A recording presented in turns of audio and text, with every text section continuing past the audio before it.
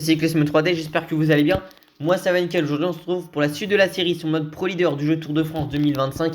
Mais avant que la vidéo commence plus en détail, n'oubliez pas de vous abonner, d'activer la cloche de notification, de liker, partager, commenter et de venir me rejoindre sur Insta et sur TikTok, c'est Cyclisme 3D. L'échappée va aller au bout sur la route de Mur de Bretagne. L'écart est monté jusqu'à 12 minutes, ce qui a fait que juste après j'ai fait rouler à 80 puissants certains de mes coéquipiers, qui étaient en l'occurrence Juan Pedro Lopez et Thibaut Nice. Puis après je les ai remis à 100. Et j'ai mis à 100 après Milan et Stuyven. Et l'écart a très peu baissé jusqu'à 7 minutes, un moment 6 minutes. Et depuis que mes coéquipiers se sont écartés, l'écart a beaucoup plus baissé. Même si on peut remarquer qu'il n'y a personne qui a réellement envie de faire le tempo dans cette côte de Saint-Mahieu. 1 km 200 à 6,8% de pente moyenne. Bon écoutez, il n'y a pas de point à prendre pour nous, je sais. On n'a pas beaucoup d'énergie avec Brieux, donc on n'arrivera pas à tenir. On est seulement en forme classique, hein, parce que la note de récup allait nous mettre un -1. Et c'est-à-dire on n'avait même pas de bonne forme. Enfin, on était en forme classique de base, puis -1 avec la note de récup et +1 avec le bonus. Mais je me serais attendu un pic de forme parce qu'on est prévu un pic de forme sur ce tour alors qu'Henrik Mas attaque de nouveau. Et que sur ce Tour de France aussi, on s'est imposé la veille et on a conservé le maillot de la montagne. Ce qui était les objectifs de la veille, hein, très clairement. Pour qu'on ait un bonus. Au final, ça nous a pas réellement servi. Je vais pas vous mentir. On est bien présent, hein. Toujours dans ce peloton. On a quand même pas mal de nos coéquipiers. On a encore Skelmos, Pedersen, Chicone. Donc il y a quand même du monde, hein, pour la Lidl Trek. Nous on n'arrivera pas à tenir. Henrik Mas a pris pas mal d'avance, hein. C'est peut-être pas le mieux ça. Vous savez quoi, on va demander dans ce cas-là à Chicone d'attaquer. Chicone s'il peut y aller, hein. Parce que là ça se regarde beaucoup dans le peloton. Les zones de tête vont aller s'imposer. Et voilà, attaque de Chicone. On laisse partir. Évidemment, nous on est en mode chien de garde, hein. Au pire à cet instant là on regarde vite fait. Voilà, Chicone qui a pris quelques mètres d'avance, on va dire de partir à 100. On sait que devant dans le peloton, enfin derrière Chicone, du coup le peloton va être un peu à l'attaque dans tous les sens. On va demander même à mes deux autres coéquipiers qui restent, hein. Skelmos et Pedersen d'attaquer en ce qui les concerne. Parce que ça pourrait être assez intéressant, voilà, que tous mes coéquipiers puissent anticiper le pied de Mur de Bretagne, qu'ils aient un petit peu de temps d'avance. Parce que le peloton, étant donné qu'il monte à bloc d'habitude, c'est pas le mieux. Voilà, Pedersen y va, ça laisse partir. Pedersen n'est pas considéré comme un coureur important aujourd'hui. Alors c'est vrai que à quoi bon faire rouler Pedersen alors que il n'y a pas de victoire d'étape au bout, c'est vrai.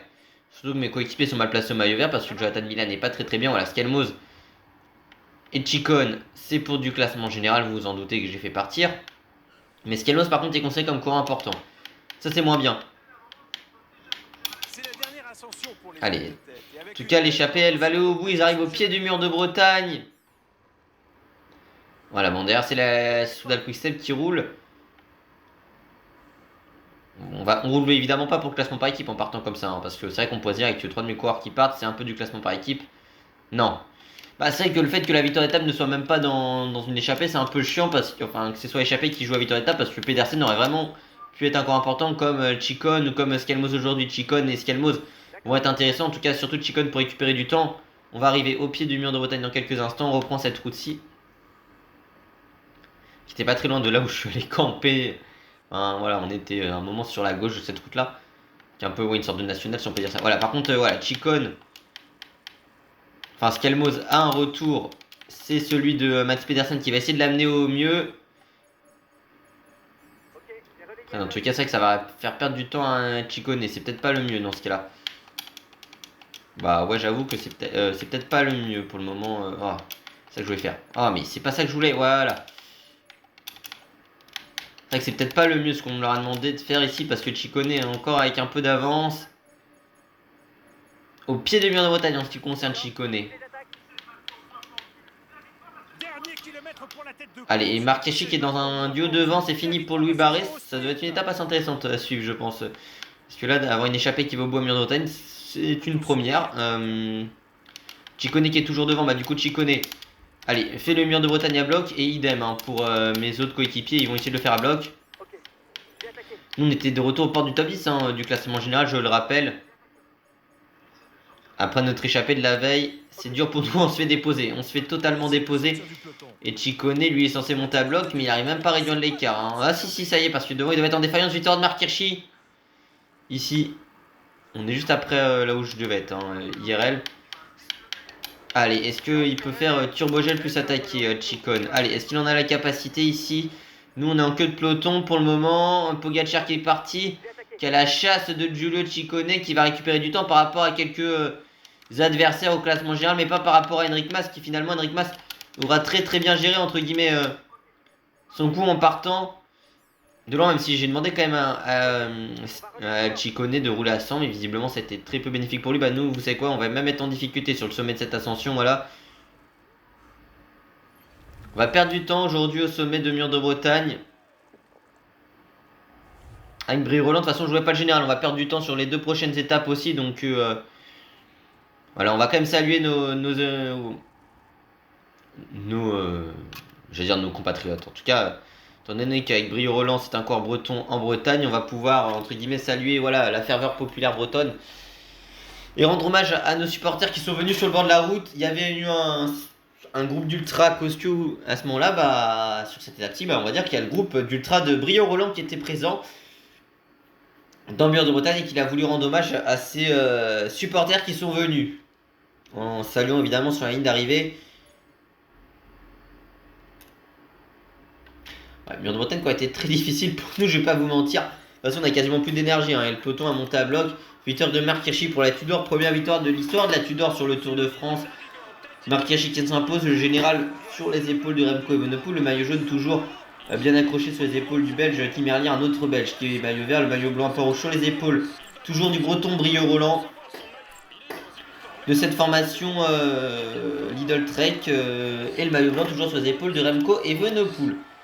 Eh bien écoutez, on est toujours au moins avec un maillot. On va se reposer pendant 2 étapes et après on repartira à l'avant.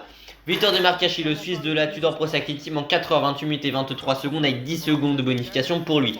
Vingegaard est en maladie rouge et pied de fin pour Lenny Martez. Ouais, pied de fin pour Lenny Martez et maladie rouge pour Jonas Vingegaard. Du côté du classement général, en 25h49 minutes et 29 secondes, c'est Remco Evenepoel qui est en tête, le Belge sur la Quick Step. Ah non, on a totalement régressé d'ailleurs sur cette étape. Hein. C'est ouais. C'est assez étonnant entre guillemets. Nous on a toujours des coureurs qui sont bien placés. Enfin, vous me direz on est toujours devant Giulio Ciccone hein, quand même. Donc bon, c'est censé être notre leader limite avec Skelmos. Pour le général, il faudra voir du côté du classement du meilleur grimpeur. C'est avec 17 points Brie-Roland, le coureur français de notre équipe de la Lidl Trek. Du côté du classement par points, 107 points pour Tim Merlier, le Belge de la Solar Quick Step. Nous on est encore bien placé. Après le problème pour nous, c'est que les 2 prochaines étapes, ce sera du plat. Et on va se relever. Remco Evenepoel, le Belge sur la Quick Step en 25h49 minutes et 29 secondes est en tête du classement des jeunes. Du côté du classement par équipe, c'est la Lidl Trek en 77h, 32 minutes et 31 secondes. Et puis du côté du classement combativité, 344 km pour le Suisse Marc Hirschi de la Tudor Pro Cycling Team qui passe devant nous. Mais on repartira à l'avant dans les prochains jours. Plus 15 PPC, 585 PPC pour Tadej Pogacar, le Slovène de la UAE Team Emirates. Du côté du classement Pro Cycling par équipe, plus 15 PPC, 1298 PPC pour l'équipe Emirati de la UAE Team Emirates. Et puis nous, vous savez, on va se retrouver dans le final de la prochaine étape. Bonjour les gars, commençons le briefing de cette étape. L'essentiel à retenir aujourd'hui, c'est que le parcours est plat. Voilà, on se retrouve tout de suite dans le final de cette étape. Allez, écoutez, on se retrouve dans le final de cette étape qui reste à peu près 16 bornes. Bon, c'est vrai que Milan n'a toujours pas de point au classement du maillot vert. Même Pedersen n'est pas très bien là-dedans. Donc on fait pas trop les sprints intermédiaires. Il y a juste nous qui sommes allés chercher 4 points. Bon, c'est toujours intéressant. On va essayer d'aller chercher pourquoi pas le point qui est ici au classement de la montagne. Je rappelle dans cette côte de Nuilé sur Vicoin, 800 mètres à 6% pour de moyenne. Ce qui est intéressant, c'est que bah, quand tu passes en tête de cette côte, ça nous fait un point supplémentaire au classement de la montagne. Mais surtout, bah, on serait considéré comme le meilleur grimpeur de l'étape. Ce qui nous fait quelques points ici supplémentaires pour notre équipe. Après, on va se relever dans le final de cette étape parce que c'est vrai qu'on a quand même de l'énergie à récupérer pour terminer ce Tour de France dans les délais, chaque jour évidemment, et pour garder des forces tout simplement en ce qui concerne l'étape de lundi qui sera assez intéressante. Puis on va quand même demander à nos coureurs, si possible, de tout simplement prendre leur ravitaillement. Voilà, notamment Jonathan Milan, s'il pourrait être pas mal. Et de toute façon, je pense qu'on va demander à Pedersen de protéger Milan. Et ouais. Et après, on verra ce qu'on va faire. Si on va peut-être demander. Non, peut-être pas demander de protéger Pedersen. On verra en ce qui concerne mes autres coureurs. Je sais que je n'ai même pas donné le gel bleu à Ciccone et Skelmos. Hop là, le gel bleu en ce qui nous concerne avec Brie-Roland. On va rester bien placé. Au pire, vous savez, on va essayer de faire 1 ou 2 relais histoire de pour le collectif. Et après, on se relèvera. Parce qu'on a quand même 2 étapes difficiles qui vont arriver. Enfin, une étape difficile qui va arriver. La 10e étape, sans journée de repos. Vous notez quand même qu'on a un pic de forme. Hein.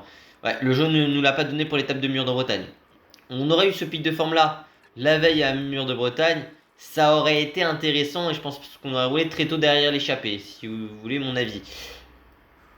Écoutez, nous en ce qui nous concerne, pour le moment on est censé rouler un peu en tête de peloton. Voilà, essayer de s'accrocher entre guillemets. On va quand même demander à mes coureurs, voilà, se positionner pour le sprint. Si Jonathan Milan a envie de faire un sprint, ça aussi c'est la question. Milan il s'est imposé sur le Dauphiné, mais c'est là, entre guillemets, une des seules fois où il a vraiment fait un sprint. Non, c'est peut-être sur Paris-Nice qui s'impose alors, je sais plus. Une des 2 courses, il avait été bien placé à un moment. Et puis sinon tout le reste de la saison, il n'a pas trop voulu faire de sprint, Jonathan Milan. Même si là il est bien positionné, hein, contrairement aux étapes précédentes. Mais le but c'est d'être très bien placé, voire même premier, et forcément par la suite premier, au moment de passer la ligne d'arrivée. Nous on va quand même bientôt s'écarter, je pense qu'il nous reste encore allez, 1 km, on va vraiment rouler à fond histoire de pour nos coéquipiers. Allez Brieux, qui essaie d'avoir la capacité, voilà, à maintenir ce tempo élevé en tête de peloton. Voilà, on va s'écarter, ça y est, c'est fait à l'aval. Maintenant on va redescendre tranquillement. Terminer tranquille cette étape. Dans les délais. Sans problème. Et maintenant on va essayer de gérer nos coéquipiers. C'est vrai qu'on a tout le peloton qui nous dépasse, mais bon. L'objectif est à long terme, entre guillemets, qui est de terminer ce Tour de France, si possible avec le dossard de la combativité que nous a récupéré un certain Marc Hirschi qu'on a aperçu devant nous. Voilà. On va essayer de se faire distancer. Pour le moment, c'est pas encore le cas. On est en queue de peloton. Voilà, on va être distancé à l'instant. Voilà, on va terminer plutôt tranquillement cette étape. Alors certes, on va redescendre au classement général, mais de toute façon, on jouait pas le général. Et on est pas très beau en montagne. Et encore plus au classement général. On est pas mal redescendu sur l'étape de Mur de Bretagne. De toute façon, nous, ce qu'on a réalisé, notre Tour de France, en tout cas, il est réussi. Hein. À partir du moment où on a quand même remporté une étape, notre première victoire en pro, qu'on a porté le maillot jaune. On a terminé les objectifs de 4e ou 3e catégorie à passer en tête. Il y aura des étapes en contre-la-montre qui sont terminées. Et une victoire en puncher. Allez, on va essayer de suivre. En tout cas, on va essayer de suivre ce que réalise notre équipe devant. Est-ce qu'ils vont être bien positionnés cette fois-ci? Pedersen, Jonathan Milan. Ils ont intérêt à aller faire le sprint. En tout cas, ils n'ont rien qui peut leur empêcher de faire un bon sprint. Hein. On va pas se mentir. Jonathan Milan, s'il a envie de sprinter, c'est comme il veut. Bientôt la flamme rouge pour les hommes de tête. Pour le peloton, pardon, ça y est, la flamme rouge. Le sprint va être lancé. Est-ce que Jonathan Milan a la capacité à aller chercher un résultat aujourd'hui?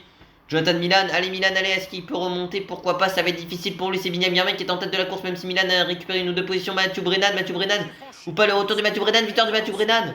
Et on a Jonathan Milan qui finit avec 0 points encore une fois sur ce sprint, alors qu'il lui restait un quart de sa barre rouge. C'est génial, bienvenue sur TDF. Ouais.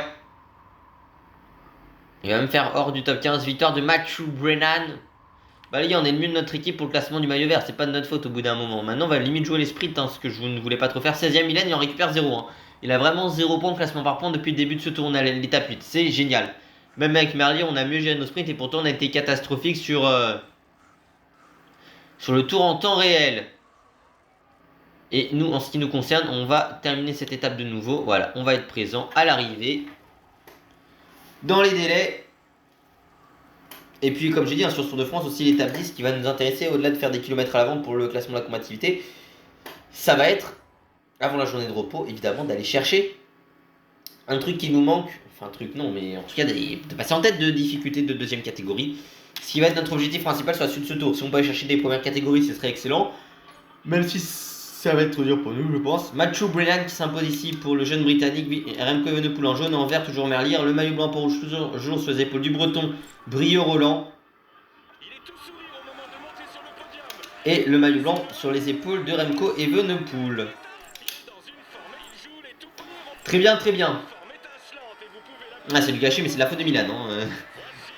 Mathieu Brennan s'impose le Britannique de la Visma Leaseback en 3h43 minutes et 48 secondes avec 10 secondes de bonification pour lui. Du côté du classement général, C'est Remco Evenepoel, le belge Solar Quickstep en 29h33 minutes et 17 secondes qui est en tête du classement général. Toujours en tête du classement du meilleur grimpeur. C'est avec 18 points, Brio Roland, le croix français, notre équipe de la Lidl Trek. En tête du classement du meilleur grimpeur. En tête du classement par points, c'est Tim Merlier avec 122 points.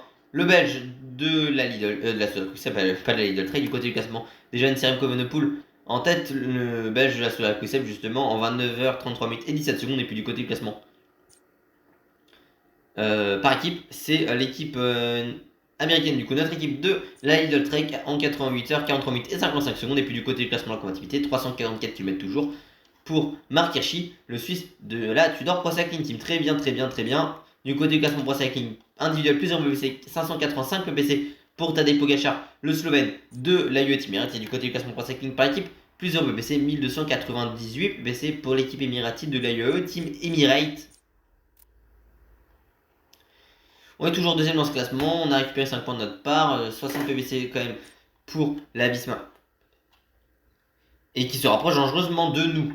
Allez, on se retrouve tout de suite pour la dernière étape de cette vidéo en direction de Châteauroux. La fameuse étape du récital de Mathieu Van Der Poel. À tout de suite. Allez, c'est l'étape 9 de ce Tour de France, dernière étape de cette vidéo. On n'est pas parti à l'avant, on a pris seulement 2 points au sprint intermédiaire. Bon, c'est certes 2 points de plus que ce que Jonathan Milan a eu depuis le début de ce Tour de France, se positionner pour le sprint, mais cette fois-ci on va aller sprinter. C'était pas prévu, mais vu des circonstances et de la conjoncture de l'équipe, j'ai décidé de partir faire ce sprint. Écoutez, on va quand même récupérer un petit peu de bleu, hein, on va pas se mentir. Voilà, essayer de récupérer un peu de gel bleu. Bon, on a quand même un mur face à nous. C'était pas prévu, on a une échappée de demain à prendre, mais bon, ce sera dans la prochaine vidéo. Mais écoutez, le DS n'était pas satisfait, et on peut le comprendre, des performances de nos leaders du sprint. Et bah c'est à nous de y aller. Il faut remarquer que j'ai demandé à mon équipe de se positionner pour le sprint, il n'y a personne qui a envie de le faire. Hein. Alors qu'on a l'un des meilleurs sprinters du monde dans l'effectif et qu'il n'y a personne qui a envie d'y aller. Ce qui va commencer à me saouler. Donc on va mettre tout le monde à 110.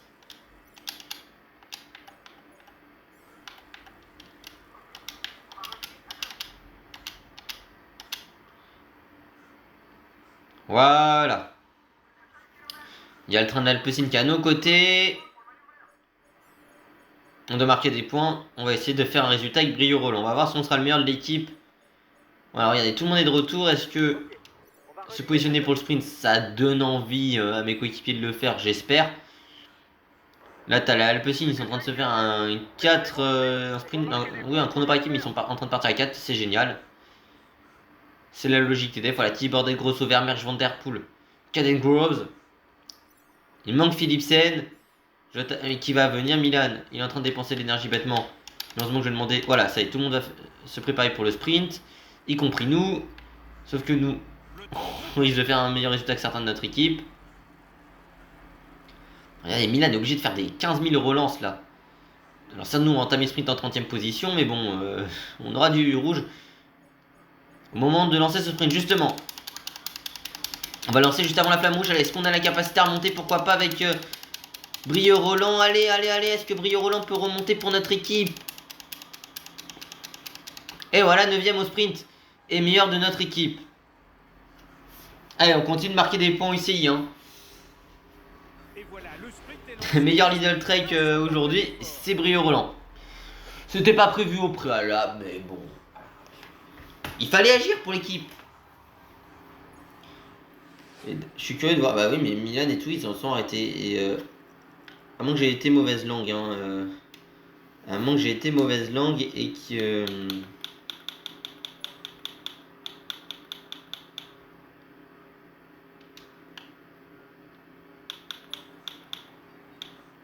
Voilà. On va pouvoir bien revoir ce sprint ici. C'est Jasper Philipsen qui s'impose normalement. À moins qu'il y ait une grosse effet l'effort, mais non. Oui, c'est Philipsen, mais le général est pour Remco Evenepoel. Le vert, c'est Philipsen qui le prend. Le maillot du meilleur grimpeur pour Brio Roland. Et le maillot blanc pour Remco Evenepoel. Très bien, écoutez. Et Milan, encore une fois, 16ème.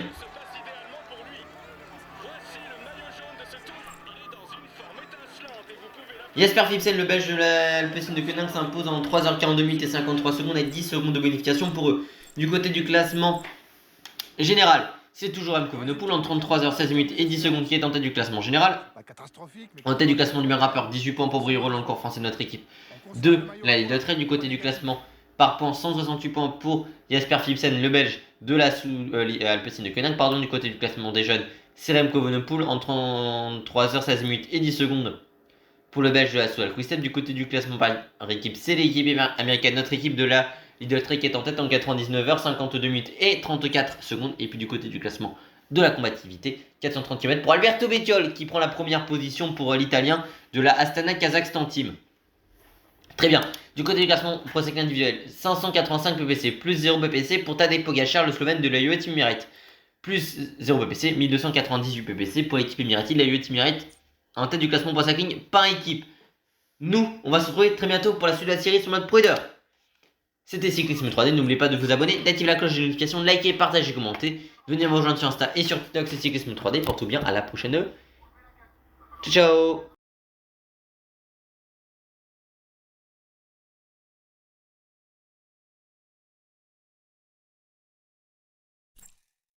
Bonjour les gars. Commençons le briefing de cette étape. La montée finale conviendra aux grimpeurs, mais ça reste assez ouvert, et certains punchers pourraient s'accrocher pour jouer la gagne. Il va falloir répondre présent dans la dernière ascension si on veut bien figurer.